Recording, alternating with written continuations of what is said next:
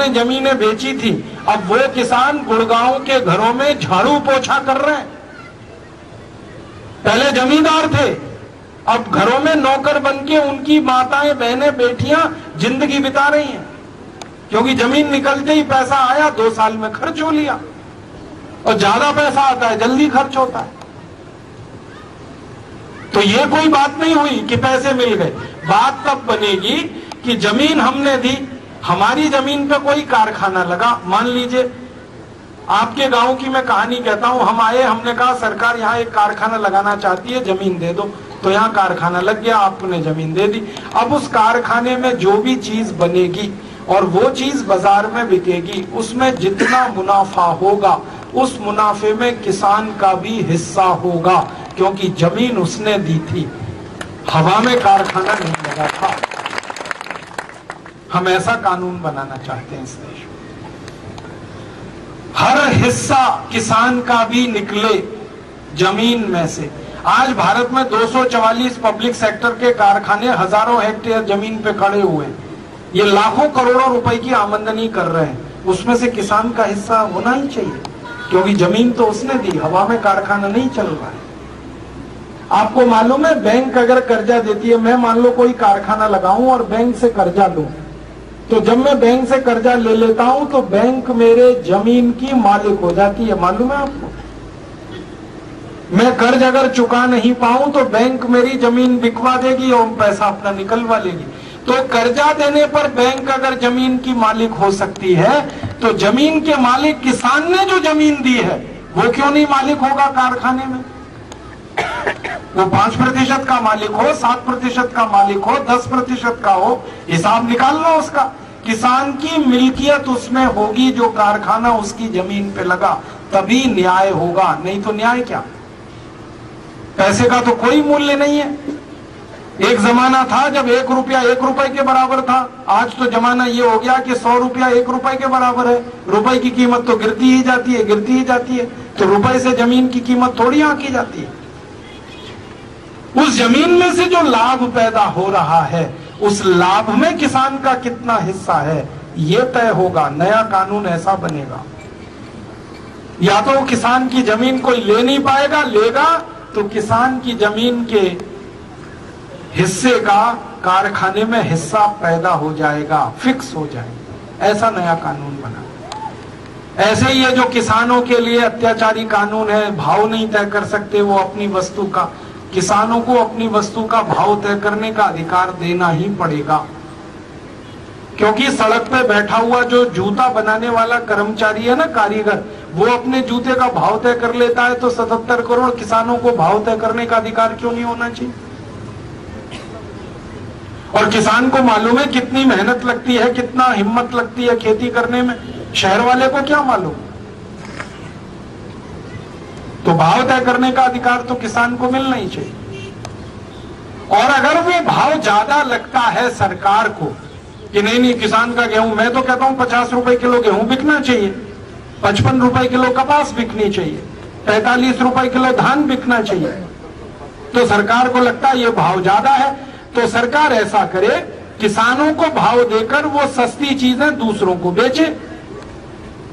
सरकार के पास टैक्स के बहुतेरे पैसे हमने दे रखे, किसान से खरीदे 50 रुपए किलो गेहूं, और गरीब आदमी को बेचना है 15 रुपए किलो, तो 35 रुपए किलो की सब्सिडी दे दे सरकार। टैक्स का हमने बहुतेरा पैसा दे रखा, 20 लाख करोड़ का, उसमें से दे सरकार।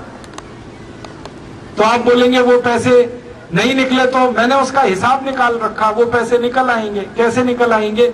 राष्ट्रपति से लेकर और आखिरी कर्मचारी जो है ना, चतुर्थ क्लास का, सबकी तनख्वाहें कम कर दो, सब्सिडी के पैसे उसमें से निकल आएंगे। राष्ट्रपति को साल में 27 करोड़ रुपए खर्च करने को मिलता है, क्यों मिलना चाहिए? राष्ट्रपति है, कोई भगवान तो नहीं है ना। एक साल में 27 करोड़ खर्च करे राष्ट्रपति, और यहाँ एक आदमी को एक दिन में खर्च करने को 20 रुपए ना मिले, राष्ट्रपति को एक दिन में खर्च करने को 7.5 लाख रुपए मिले। ये कौन सा देश चला रहे हैं हम? राष्ट्रपति तो हमारे वोटों से चुना जाता है ना, मालिक तो हम है, नौकर तो वो है। और नौकर को हर दिन 7.5 लाख रुपए मिलते हैं खर्च करने को, और जो मालिक है देश का उसको 20 रुपए नहीं मिलते रोज खर्च करने को। ऐसा अत्याचार तो नहीं चलने देंगे इस देश में। हमारी तो योजना है कि राष्ट्रपति हो, प्रधानमंत्री हो, मुख्यमंत्री हो, राज्यपाल हो, इन सब लोगों को देश की सेवा फोकट में करनी होगी, तब तो राजनीति में आओ, नहीं तो अपने घर बैठो। ये तनख्वाह लेके, टीए डीए एचआरए लेके भारत माता की सेवा होती है क्या? ये सब नेता आते हैं हमारे सामने, कहते हैं हमको देश की सेवा का एक मौका दो, ऐसे ही कहते हैं ना, देश की सेवा करनी है एक मौका दो, भारत माता की सेवा करनी है एक मौका दो। अपनी मैया की सेवा करने के लिए कोई तनख्वाह मांगता है? आप अपने घर में अपनी माँ की सेवा करते हैं, मान लो पैर दबाते हैं अपनी माँ के, तो अपनी अम्मा से कहते हैं अब टीए दे दे, मेरा बीए दे दे, सैलरी दे दे मुझको, और हर साल बढ़ा के दे, क्योंकि मैं पांव दबा रहा हूं तेरे। अपनी माँ की सेवा करने में कोई तनख्वाह मांगे, उससे ज्यादा फालतू फिजूल कोई आदमी नहीं है। और ये भारत माता की सेवा कर रहे हैं और पैसे मांगते हैं टीए डीए एचआरए। इन बेईमान नेताओं से पूछो कि भगत सिंह, उधम सिंह, चंद्रशेखर ने कौन सा टीए डीए लिया था देश की आजादी लाने के लिए? कितनी तनख्वाह मांगी थी उन्होंने? उन्होंने तो अपनी जवानी लगा दी इस देश के लिए। अगर वो अपनी जवानी लगा सकते हैं देश के लिए, तो आजादी के बाद के नेताओं को सेवा करने के लिए तनख्वाह क्यों चाहिए, टीए डीए क्यों चाहिए? मैंने एक दिन हिसाब निकाला, राष्ट्रपति से और नीचे कर्मचारी की सारी तनख्वाहें खत्म कर दो, 77,000 करोड़ रुपए बचेगा। उतने पैसे में किसान का गेहूं 50 रुपए किलो बिक जाएगा आराम से। एक दिन एक नेता कहने लगा, राजीव भाई आप तो बड़े खतरनाक आदमी हो, सबकी तनख्वाह टीए डीए खत्म करोगे? मैंने कहा हाँ करना ही है, क्योंकि राजनीति कोई धंधा थोड़ी है, व्यवसाय थोड़ी है, ये तो सेवा का काम। आपके गांव में कोई मंदिर है, मान लो, मंदिर की सेवा करो तो पैसे लेते हो क्या? क्यों लेंगे पैसे भाई? देश की सेवा करनी है, माता की सेवा करनी। तो कहते हैं जी हमारा भी तो पेट है, खाना खाना। मैंने कहा खाने की व्यवस्था हम करेंगे, चिंता क्यों कर रहे? भूखे नहीं मरने देंगे तुम संसद में जाओगे, देश की सेवा करोगे, तो तुम्हारे भोजन पानी की व्यवस्था हम करेंगे। कहने लगे कहाँ करोगे? मैंने कहा संसद के पीछे बहुत बड़ा गुरुद्वारा चलता है, मालूम है ना आपको? बिल्कुल संसद के पीछे गुरुद्वारा है और 24 घंटे लंगर है वहां, और बढ़िया लंगर है, मैंने खाया है कई बार।